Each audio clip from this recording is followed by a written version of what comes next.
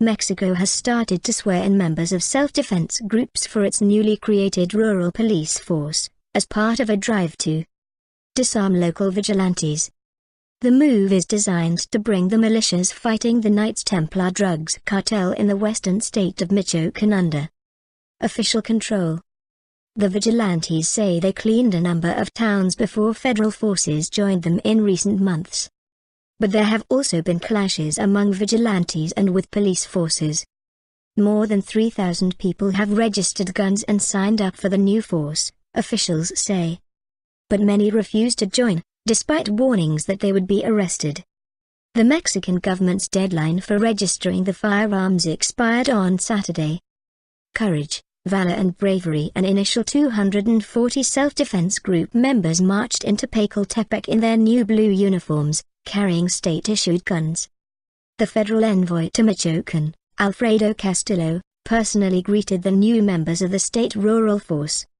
Those who 15 months ago said enough and decided to confront those who did them harm, because of them today we have the state rural force that carries the same conviction of justice, of courage, valor, bravery needed to protect those who we love the most, our families, Mr. Castillo told the farmers. The self-defense groups in Michoacán started an offensive against the Knights Templar drugs cartel more than a year ago. Residents of Michoacán say the cartel terrorized them. Local farmers, shop owners and other residents were victims of extortion, robbery and kidnappings.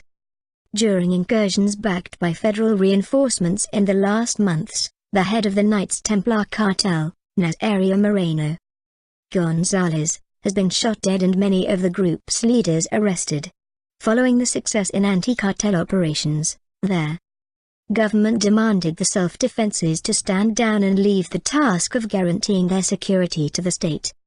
But some fear that might encourage a comeback from the cartel.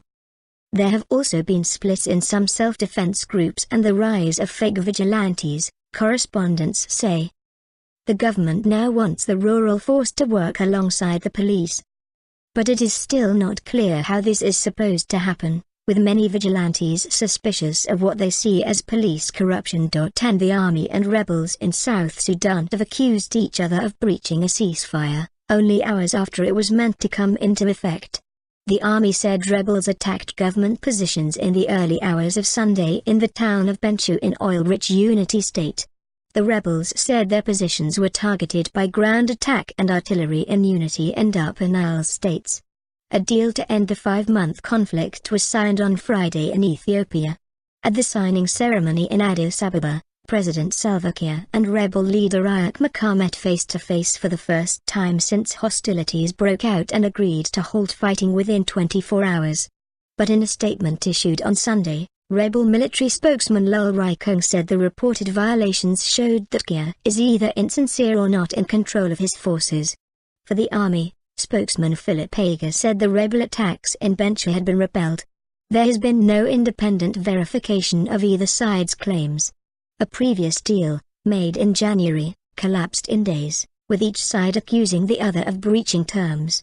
Earlier, the UN called on both sides to facilitate deliveries of emergency aid to a population in danger of mass hunger. The UN estimates that some 5 million of its citizens are in need. At least 1.5 million have been displaced.